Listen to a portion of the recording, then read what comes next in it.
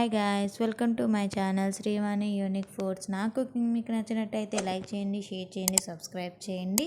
అందరూ వీడియో చూస్తున్నారు కానీ ఎవరు లైక్ చేయడం లేదు, సబ్స్క్రైబ్ చేయడం లేదు. Please subscribe.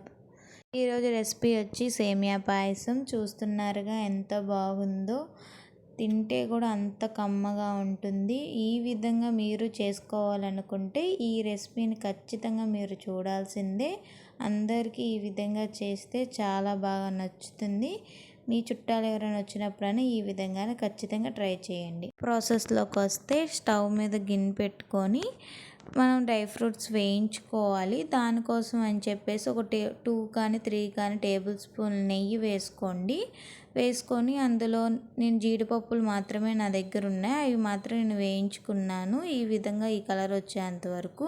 మీ దగ్గర ఒకవేళ డ్రై ఫ్రూట్స్ ఇంకేమన్నా ఉంటే, ఒక బాదం, కిస్మిస్ ఇంకేమైనా ఉంటే అవి కూడా మీరు వేసుకోవచ్చు.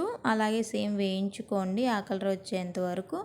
దాని తర్వాత ఇంకా అదే నెయ్యిలో మనం సేమియా వేయించుకోవాలి. సో నేను కప్పున్నర సేమియా వేసుకున్నాను, దాన్నే వేయించుకుంటున్నాను. మీరు ఎంత క్వాంటిటీ తీసుకోవాలనుకుంటే అంత క్వాంటిటీ తీసుకోండి. నేను కప్పున్నర తీసుకున్నాను. సో ఈ కలర్ వచ్చేంత వరకు, గోల్డెన్ కలర్ వచ్చే వరకు వేపుకోవాలి. అవి ఇంకా పక్కన పెట్టుకోండి. దాని తర్వాత ఒక గిన్నె తీసుకోండి. దాంట్లో మనం ముందుగా ఏ క్వాంటిటీతో అయితే తీసుకున్నామో సేమియా అన్నది, సేమ్ అదే క్వాంటిటీతో 2.5 కప్ వాటర్ వేసుకోవాలి. దాని తర్వాత ఒక 4 కప్స్ మిల్క్ వేసుకోవాలి. ప్యూర్ మిల్క్ అంటే ఒక 1/2 లీటర్ దాకా మిల్క్ అన్నమాట. మీరు చూస్తున్నారు కదా ఏ విధంగా పొంగుతున్నాయో పాలు అన్నది. ఈ విధంగా పాలు పొంగుతున్నాయి అన్నప్పుడు ఇక కలుపుకొని ఇంకా స్టవ్ ఆఫ్ చేసేసుకోండి. ఇంకా మనం సేమియాని వేపుకున్నాం కదా, ఇంకా అందులో ఇంక ఈ పాలను అన్నది పోసుకోవాలి.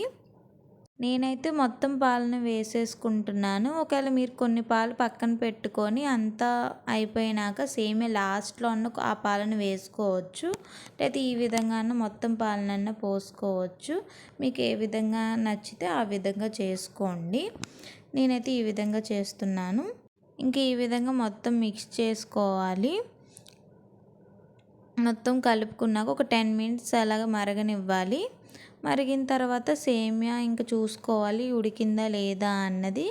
ఇంకా చూస్తున్నారుగా ఏ విధంగా ఇరిగింది అన్నది. ఏ విధంగా ఇరిగిందో ఇంక ఈ విధంగా ఇంక ఉడికిపోయినట్టే. ఇంకా ఇలా ఉడికిపోయింది అని అన్నప్పుడు ఇంక మనమైతే మనం ఎంత క్వాంటిటీ తీసుకున్నామో ఆ కప్పుతోనే మనం షుగర్ అన్నది వేసుకోవాలి. 1 కప్పు షుగర్ వేసుకుంటున్నాను నేను. 1 కప్ షుగర్ సరిపోతుంది మనం వేసుకున్న క్వాంటిటీకి. సేమ్ మీరు అలాగే వేసుకోండి. ఈ కొలతలతోనే ఖచ్చితంగా చేయండి, చాలా బాగా వస్తుంది. ఇంకా మొత్తం మిక్స్ చేసుకోవాలి. ఇంకా మొత్తం షుగర్ అన్నది మొత్తం కరిగిపోయేంత వరకు మనం ఒక 5 మినిట్స్ అలా పడుతుంది కరగడానికి. ఆ విధంగానే మరిగించుకోండి. ఈ లోపల మనకు కరిగిపోతుంది. ఇంకా కరిగిపోయింది అన్నప్పుడు ఇంకా మనం కొంచెం యాలకుల పొడి ఉంటుంది కదా, అది వేసుకొని మొత్తం మిక్స్ చేసుకోండి. ఈ విధంగా చేసుకున్న ఒక 2 మినిట్స్ అలా ఉంచి ఇంకా మన డ్రై ఫ్రూట్స్ ఉంటాయి కదా, మనం పెట్టుకున్నవి ముందు వేపుకున్నవి, అవి వేసుకోవాలి.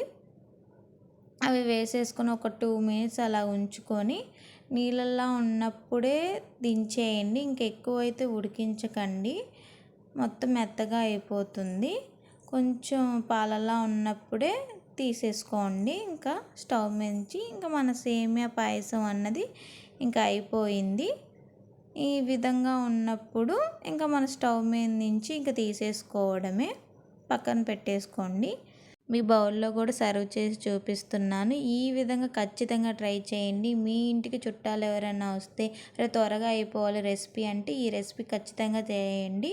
సేమియా పాయసం అన్నది మీ పిల్లలకు కూడా చేసి పెట్టండి, చాలా బాగా తింటారు.